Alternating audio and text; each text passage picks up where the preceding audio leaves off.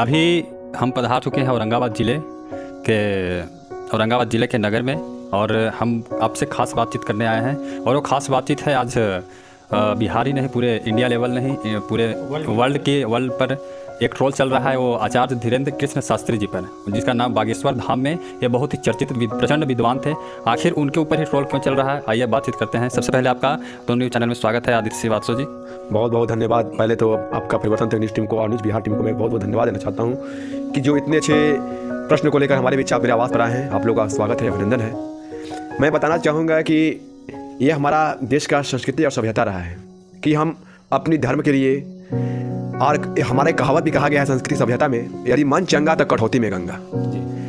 यदि जो व्यक्ति बागेश्वर धाम को लेकर कटाक्ष कर रहे हैं, वो उनकी यही समझ लीजिए कि उनकी अपनी इतनी छोटी सोच है कि जो अपने ही सभ्यता को, अपने ही सनातन धर्म पर प्रश्नवाचक चिन्ह लगा रहे हैं। यह काफ़ी ही हम लोग को निराशाजनक हमारे समाज के लिए चीज़ है कि ऐसे लोग अपने ही सनातन धर्म के ऊपर प्रश्नवाचक चिन्ह लगा रहे हैं। कहीं ना कहीं अपनी राजनीति करना चाहते हैं या किसी लोगों की लोकप्रियता को देखकर भयभीत हो रहे हैं। इस चलते इस तरह का प्रोपेगेंडा रचने का काम कर रहे हैं। लोगों द्वारा बताया जा रहा था कि इनके द्वारा यह अफवाह उड़ाया जा रहा है, ऐसा सच्चाई वो कुछ भी नहीं बता रहे हैं, लेकिन उन्होंने एबीवीपी के पत्रकार के सामने प्रमाण दिया है। उसके बावजूद भी कुछ लोग बौखलाए हुए हैं, उल्टा पलटा उनके बारे में, शास्त्री जी के बारे में बयान दे रहे हैं। तो क्या ऐसा होना चाहिए? बिल्कुल, वही तो मैं कह रहा हूँ पत्रकार महोदय आप लोगों को कि जो देश का चौथा स्तंभ हमारे पत्रकार को कहा जाता है कि लोकतंत्र का चौथा स्तंभ है, जब बागेश्वर धाम के बाबा या आपके एबीपी न्यूज़ के सामने या कई मीडिया चैनलों के सामने प्रत्येक चीज़ को प्रमाणित कर रहे हैं और फिर भी उन पर प्रश्नवाचक चिन्ह लगाया जा रहा है,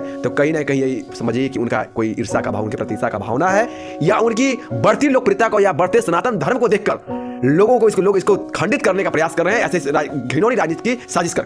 आखिर में ये सब सवाल क्यों नहीं उठाया जाता है? ऐसे मामले तो सभी धर्मों में लगभग आता है, लेकिन कंट्रोवर्सी में क्यों नहीं रहता है वो मामला, लेकिन हिंदू धर्म की जब भी बात होती है तो ज़्यादा कंट्रोवर्सी में आ जाता है। ऐसा क्यों करते हैं? आखिर सभी धर्मों का वीडियो वायरल होता है, चाहे वो मस्जिद का वीडियो हो, चाहे और चर्च का वीडियो, उसका वायरल होता है, परंतु हमारे सनातन धर्म में इसका वीडियो कुछ वैसा पॉइंट उठा लेता है, मीडिया चैनल हो चाहे कोई भी सोशल मीडिया चैनल, वैसा पॉइंट उठाकर उसको धर के रेलने लगता है। ऐसा क्यों होता है? हमारे अपने सनातन धर्म को ही क्यों मजाक बना दिया जाता है, बदनाम किया जाना? बहुत मैंने सही बात है। या मैं किसी धर्म पर तो मैं प्रश्नवाचक चिन्ह नहीं लगाऊंगा, ना किसी धर्म को मैं कुछ बोलना चाहूँगा, लेकिन अपने सनातन धर्म में एक बहुत ही अफसोसजनक बात है, हम हिंदू तब एक होते हैं जब हम समझ लीजिए कि शमशान की ओर रुख करते हैं, तभी हम चार हिंदू एक जगह एकत्रित नजर आते हैं। और जब भी अगर कोई भी आज की डेट में कौन सनातन धर्म का हिंदू बच्चा कहता है कि हम हिंदू हैं, अगर उससे पूछिएगा तो बोलेगा कि मैं फलना समाज से हूँ, मैं क्षत्रिय हूँ, तो कोई बोलेगा मैं ब्राह्मण हूँ, तो कोई बोलेगा मैं भूमिहार हूँ, तो कोई बोलेगा मैं कास्ट हूँ, तो कोई बोलेगा मैं पासवान हूँ। अपने को हिंदू कौन बोलता है? कौन बोलता है कि मैं सनातनी हूँ? इसीलिए इसी कारण हमारे सनातन धर्म के ऊपर हमेशा प्रश्नवाचक चिन्ह उठते आए हैं। हमेशा हमारे सनातन धर्म को दूसरे धर्म वाले टारगेट करते आए हैं। इसका वजह कारण क्या है?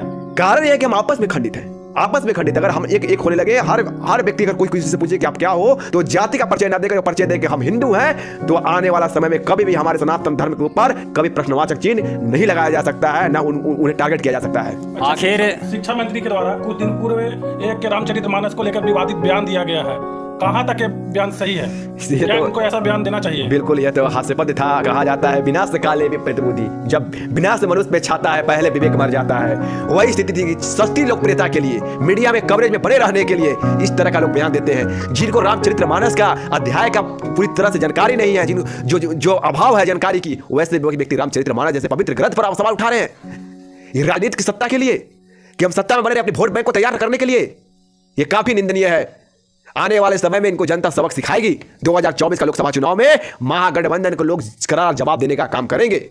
आखिर सबसे पहला मुद्दा था धीरेन्द्र कृष्ण शास्त्री जी का, तो आखिर यही कंट्रोवर्सी में क्यों रहते हैं? आखिर धीरेन्द्र कृष्ण शास्त्री जी और सब जितने भी प्रचंड विद्वान हैं, उनका पोल खुल रहा है, तब भी आखिर धीरेन्द्र कृष्ण शास्त्री जी पर ही टारगेट क्यों किया जा रहा है? और बहुत सारे प्रचंड विद्वान हैं और सभी साधु बाबा बहुत सारे लोग हैं, तो आखिर उन्हीं पर क्यों टारगेट किया? वे लंदन भी गए थे, विदेशों तक इनका मतलब बहुत सारा प्रचार है। ऐसा बात नहीं, आखिर उन्हीं पर क्यों टारगेट किया जा रहा है? देखिए, ये हमारे देश का सनातन धर्म इतिहास रहा है।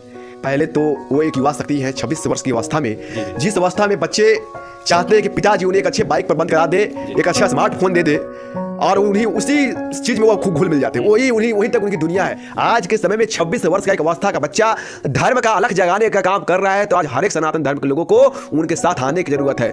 लेकिन ये हमारा इतिहास इस देश का रहा है कि स्वामी विवेकानंद जैसे लोगों पर भी लोगों ने सवाल उठाने का, प्रश्नवाचक चिन्ह लगाने का काम किया है।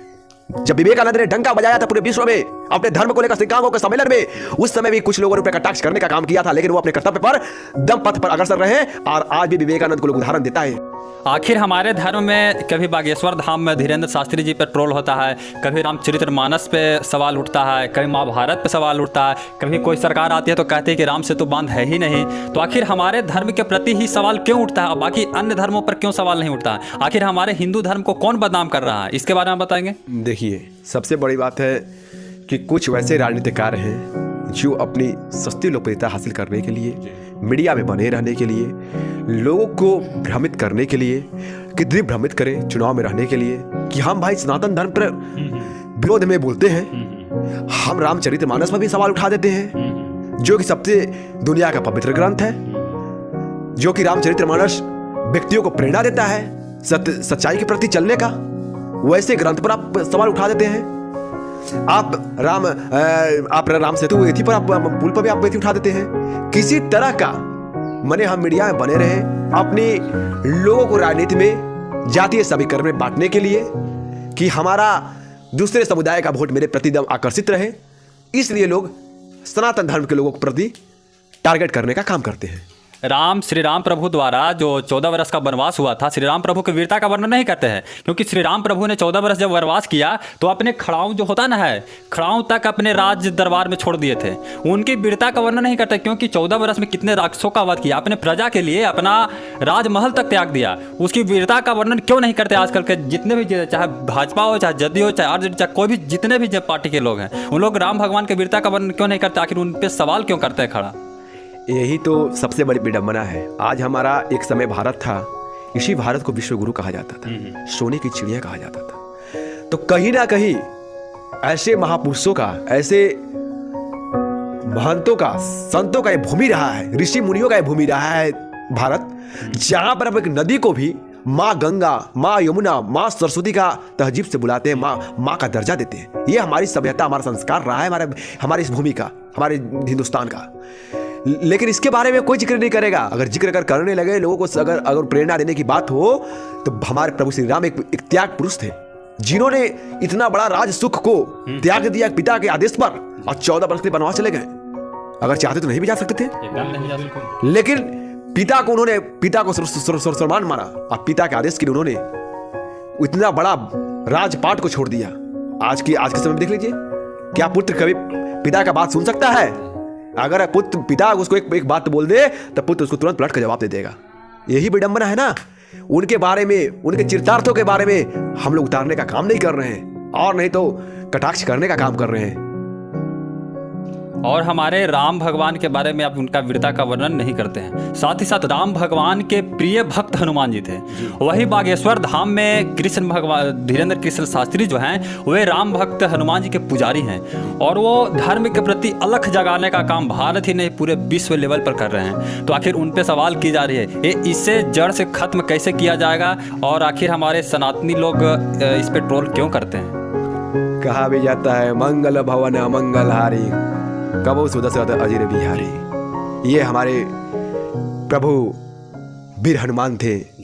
अगर जिस समय रावण की वध करना था, जिस समय लंका का युद्ध चल रहा था, तो ये हमारे पवन सुत हनुमान सक्षम थे उस रावण को वध करने के लिए। लेकिन उन्होंने दिखाया कि समर्पण भाव क्या होता है।